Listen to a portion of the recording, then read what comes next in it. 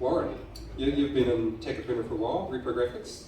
Yes, Repro Graphics has been in Takapuna from 1978.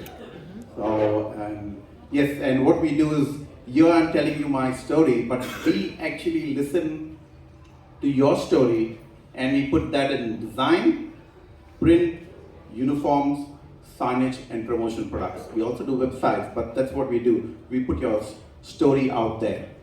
So that's what we help customers do and businesses do. Thank you.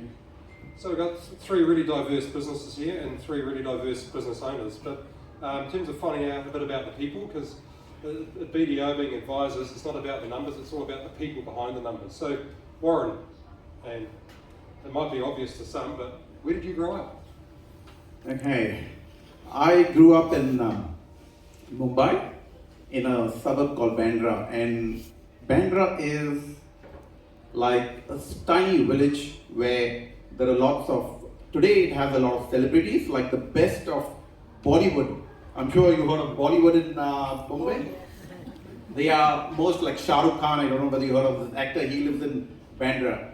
And there is even the famous cricketer Sachin Tendulkar, he now lives in Bandra. So yes, I'm from a place called Bandra, and with a lot of Catholic churches around there, and I'm Catholic, so I was lucky to be there. Yeah, that's me. Right.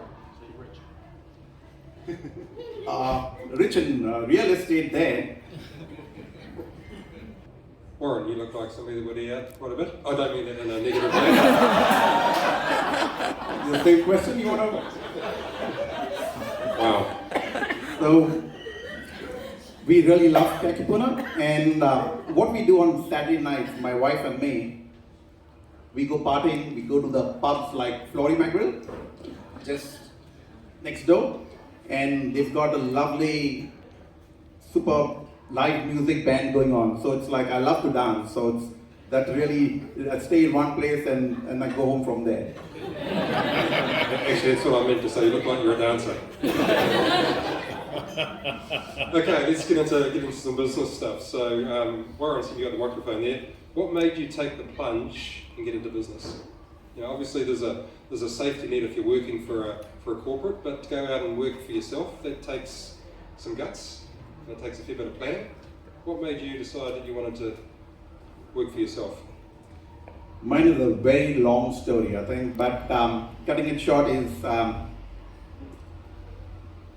when I was just 16 and I was in a youth group, I was we were organizing different events, and I took charge of that event in terms of just handling the snacks during that event, and we made a lot of money. I was convinced the president that we can sell the snacks ourselves and make money for the fundraising. That made me feel that yes, this is how you can do business. And the same president later on, when I moved from doing my BCom to doing my CA, and I asked him that question that, really, am I a chartered accountant type of guy, or am I a marketing or sales guy? And he says, no, you are more of a convincing guy. So I think you should go into marketing and sales. So that, when I got an answer and I felt that, yes, I think if I'm going to go into business, then I have to decide that how do I go, what do I study, what's my education like, and which businesses I go into. So it was very strategic, and that's how I felt I got into business because of that. I think you've got way too much personality to be an accountant. just quietly. So being able to step away from your business like that for a month, Warren, is that something that, you know, is your business at a stage where you think you could step out for a number of weeks? Sorry, the question is if I can stay away from the business for a few weeks. Yeah. I've been traveling quite a lot, and sometimes for good reasons, sometimes for unfortunate reasons. Like my dad passed away last year on 6th of July, so that forced me to go to Mumbai. But just 2 months before that, I had gone for his 90th birthday, and we stayed there for more than 2 or 3 weeks. And again, going back in July in 2 months. And again, I'm going back in the next few days on Monday to India. So I do travel a lot, and I think the team over here and with business in Takapuna, like for example, our business has grown 72% compared to last year. Probably I feel that the increase in the business which is there, and the team, I'm sure with being in India and with technology today, I've managed it in the past. So I don't think it's going to be that difficult to manage business from being overseas. And staying away from business, yeah. Looks like you've got it pretty well sussed to be able to do that. Yeah. The best advice you've received, apart from that from BDO, what else would be the best advice? Yeah, we hope that we'll be one of your customers one day and can afford you guys. Right, Simon. Probably if you're TBA member, you get 90% discount. Yeah, the best advice is a funny thing. When one of my first jobs when I was in sales, working after I left my CA, this one person called Dushant Mehta, he was the director of the company marketing and sales. He came out in a sales meeting and he said, you know what's the best way to convince a customer is think of that customer as your girlfriend. She's your girlfriend and you want to impress that customer. So all what you do is towards look at different opportunities to meet her and convince her, and that's the best. So I think that's the best advice I got, and that's what I use. And I even to the salespeople that come aboard with us, I talk about the same thing, and it's very easy to for particularly boys to understand. So yes, that's the best advice I think I've got. Wow. You've got an HR team. In terms of going into business with people, yes, it's nice to share the journey and share the risk, but at the end of the day, partnerships and co-sharing, they don't stand generally the test of time. Eventually, you are probably going to move apart. So if you are going to business, probably plan to break up. So have that agreement, have that shareholders agreement or the partnership agreement, knowing how you're going to exit the business. And have that with your wife as well. I'm not a lawyer, okay, I'm not going to comment on that one.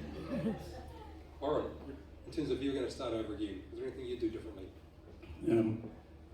When I started actually business, I started it with somebody, like you're talking about partnership. And I think it was an amazing time that we had because we were two colleagues. We were handling an advertising department in the company, so you know how it is when you're in marketing and advertising. So it was a great time we had, and we split for some reason. But now, like how you're saying, partnerships don't really survive, and but I feel that after such a long time, I yet want to go into somebody to invest in the business.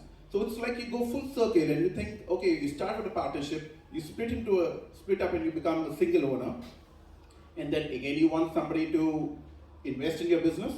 So it's a funny thing of life. Like I feel that probably I should have stuck in a partnership and not really, and then try to do the same thing again now. Warren, if you're in a partnership, you're going to halve the profits. That's not good. Probably halve the stress too. A lot more dancing. Warren, what's the tool or the app or the piece of software that you just can't do without in your business? It's funny, I love Google Drive and Google Sheets are there. But I also use something called UPilot, which is very similar to Salesforce. So it's a copy of Salesforce but in a very smaller version of it. And that's something which with the pipeline, all the information there, it's so easy for me to track everything. Because I've got staff overseas too, which do a lot of back-end work for me. So I've got staff in Mumbai, I've got staff in Philippines, so it's easier using a CRM like that. It's something I can't do with. Otherwise, where is it on the pipeline to search and to prioritize becomes a challenge. Yep. UPilot. Yeah, it's quite similar to Salesforce, but I think it is 1/10 the price. Look, let's probably head towards a close here, but Chris Hipkins is in the house, and well, he's not, but if he was, and he said to you, Warren, what's one thing you want me to do for you, what would you say? And don't say, hand the reins over to Christopher Luxon, because that's probably going to happen anyway. But what would you say? What's one thing he could do for you that would make life easier? I had a very controversial answer, but I was told by my wife, please don't say that. So anyway, so what I would really tell him is, we've been talking about trade agreements with different countries, with China going on at the moment, and the delay in talking that is happening with India. So I'm from India, so I'm looking at why they're not focusing on a similar large country like 1.4 billion population that India is, and put some fast speed on that trade agreement and do it in probably even before his the elections. Probably that will change a lot of things for them. Okay, yeah, I think Australia's done that, haven't they? They've pushed that fair trade agreement with India. It's taken a while to get through, but they've got there. Good luck with him, and I don't think he's going to do it. Yeah. Yes? Warren, what advice would you give to your younger self version if you would start a business? No. The biggest advice. Younger person. Smartest. Your self version, younger self version. I would say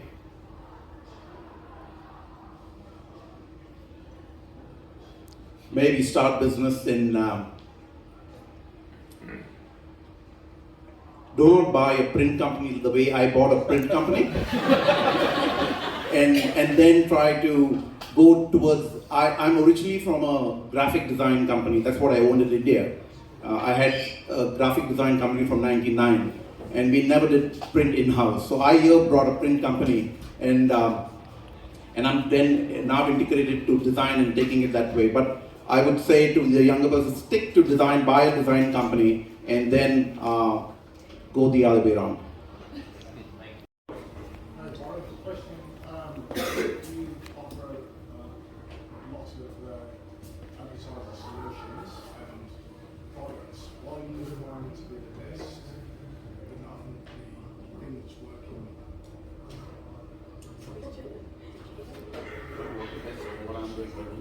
No, what's been the most productive or useful in terms of your marketing that you produce collateral? What works for your clients? Sorry, Yeah, thanks, Dominic. So yeah, we do yearbooks for schools. So for the yearbooks that we do for schools, that's the best thing from my experience that I've had. From 99, I've always been in magazines. So the design part of getting a yearbook out for school, I think that's what schools see value in.